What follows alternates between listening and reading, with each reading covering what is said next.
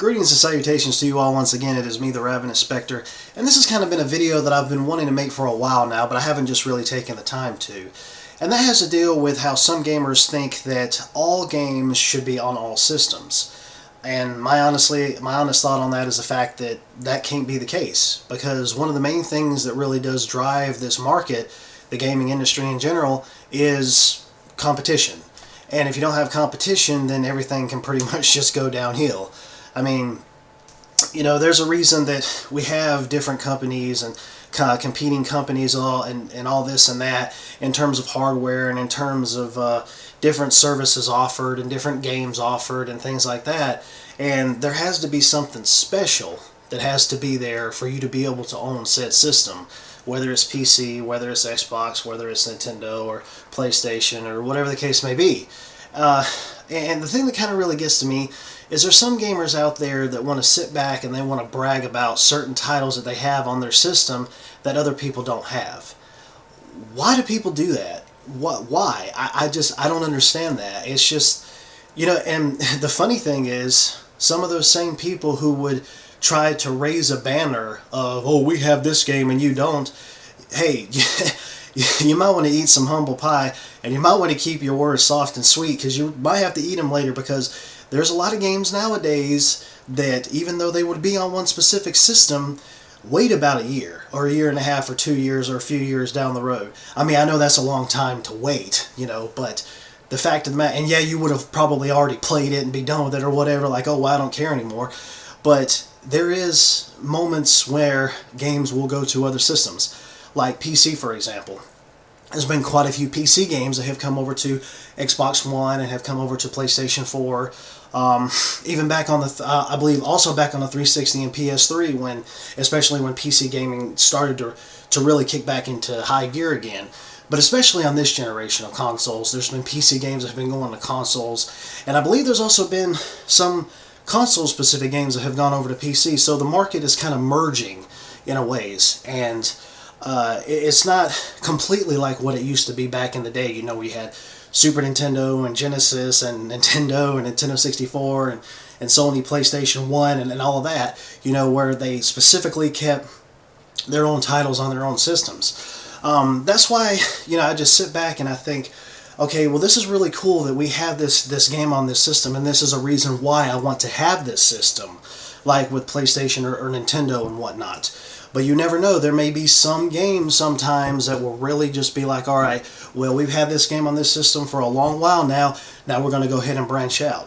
That's kind of one of the things that comes to mind about Horizon Zero Dawn. I love that game. That is one of my top games of the year. But who knows? Something could happen where it could maybe go to PC, or, you know, it could go to Xbox One. There's no real telling what could happen with gaming properties. I mean, for one example, think of Crash Bandicoot. Started out on PlayStation, but as time wore on, I think people kind of got tired of the series, and it branched out. Like, it went to GameCube, for example. And you're like, wow, it's like a Sony mascot basically going over to the Nintendo platform.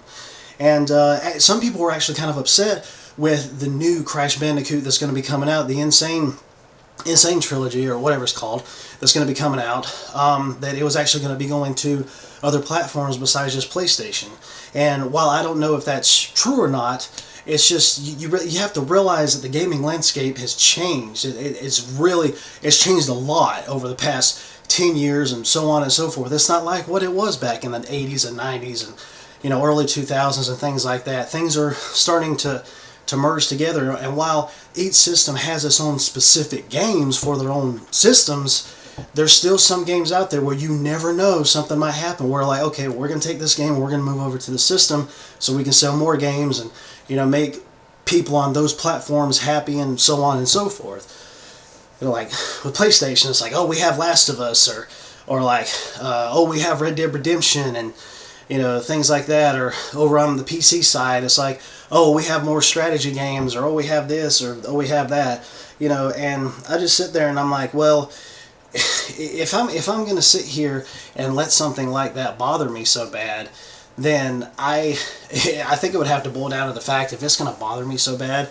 I'd either have to find another hobby, or if it really got to me to the point where I really wanted to play it, I would either have to wait it out to see if it came to my platform, give up the hobby, or find somebody who has it to play it, or whatever the case may be. But that's one of the things that kind of keeps the market afloat and keeps it flowing, is dealing with competition and having these things and dealing with these things and all these games that are coming out and whatnot.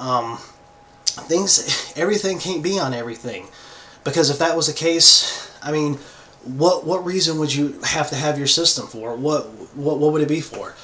You know, it's just like, people would be like, we got PlayStation, Xbox, PC, Nintendo, whatever.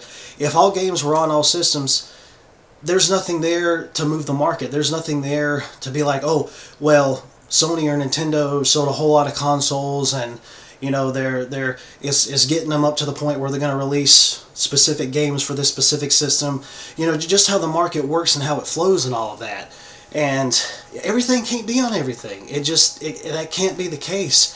If it is, really, if it was, either probably Sony, Nintendo, Microsoft, or somebody, you know, they could go out of business because they're not selling the units that they need to be able to for people to buy to play these specific games on those systems. And they're just kind of sitting back on their laurels. And if those companies go under, well, then what are you going to do? You aren't going to have these other games that are going to come out, all these great games you're looking for. You may have some developers or publishers that are just like, well, we were developing for this specific company, but we don't want to do it anymore, you know, and they would go under, and so on and so forth. Maybe they wouldn't want to work with, say, Microsoft or Nintendo, or want to develop for the PC, or whatever the case may be. And it's just, if some of them go under, you don't have the competition, you don't have the games, you don't have the systems, you don't have nothing. I mean, that's one of the things that really, and I know I keep repeating myself with this, but I keep thinking of other new things that are coming up in my head as I'm saying it. It's just that people just need to sit back and realize that, yeah, gaming can be an expensive hobby, depending on what you're buying and how you're buying it, and if you don't wait for sales, or if you buy stuff day one, or if you pre-order this or you pre-order that, or whatever. It all depends on your spending habits when it boils down to gaming. But everything has its own reason for being on the systems that it's on, and if you can't get that system, then you just need to find somewhere else to play it, or whatever the case may be. But the main thing is, if we really do want to keep the market flowing as it is, as gamers and all of that, you know, it has to boil down to where each system has to have, yeah, all systems are going to have their own multi-platform games, and whatever system that you're playing on is probably the one that you're going to choose to play said multi-platform games on. But then again, certain games that are specific for those systems is really that's probably the main reason why that person ended up getting that system in the first place. Like if you're with Nintendo or Sony or Microsoft, if whatever series that you like, or whichever ones that you got on there that you really do like, then that's what you're going to go for. That's what you're going to look out for.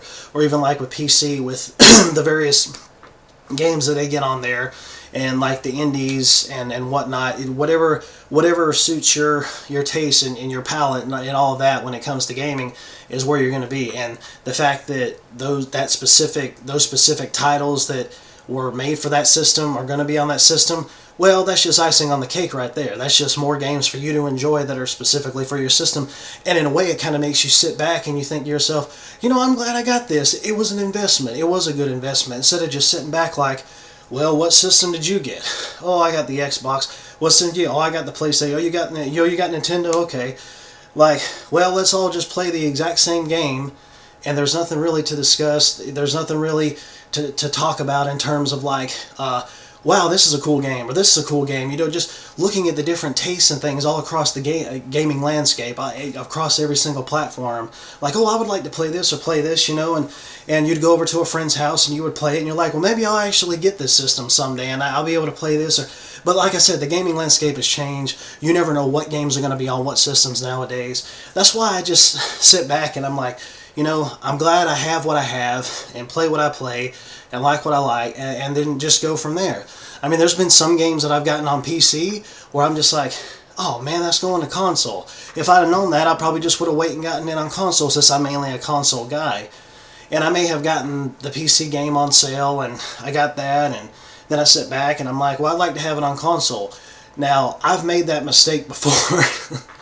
I have made that mistake before, where I ended up getting Lich-Bane Battle Mage on PC, and then I turned around and got it on PS4 because I was like, well, I really want to play this on console. You know, I want to be able to stream on my PS4 and take screenshots with my PS4 and get trophies and all of that. And when it was released, it was a complete shit show. It was a complete shit show. That was the game. That was the game that made me say, I'm not doing this shit anymore. I'm not. You know, it was just the fact that that was the main thing that I played on, and I'm like, yeah, I ended up getting this game like dirt cheap on PC, but I'm not really playing it on there, so I'm just going to go ahead and get it on console. And I pretty much just screwed myself out of $50. You know, that was a bad purchasing decision, but we all make those in life. But it was a lesson learned because of the fact that, I mean, there's also troubleshooting as well that kind of goes on with the PC gaming landscape, at least from my experience. And I would just rather, even though I do play on PC from time to time, I'd much rather want to deal with easier access and just easier use for the console. And so I got rid of Lich-Bane on PS4. I said, the hell with this. They ended up releasing a patch for it. Matter of fact, I have 2 videos on this channel, as a matter of fact, discussing that. I just went, and I think they're like 2 of my highest viewed videos or whatever, but they did release a patch, but it came out way too late, and I think people just didn't give a shit anymore. And I finally downloaded the patch, and I gave it a shot, and I'm like, well, it's a little better, but it's not perfect. And I just kind of sat back and said, this is a sad day for gaming. Who in the hell decided to release it in that state needs to be fired. I mean, you know, just have Vince McMahon walk up in there and be like, "You're fired!" That's exactly what needs to happen to the moron that ever decided to release the game in that state, because they're a fucking idiot. Realizing that it was a piece of shit to be released on console, and here it is on PC and it was running fine and everything. Now granted, yeah, the visuals will look different, of course, in terms of the graphics, but it should have ran the same, damn it, otherwise don't release the shit. That's just, that's poor. That is shit. That is a real shitty way to release a game.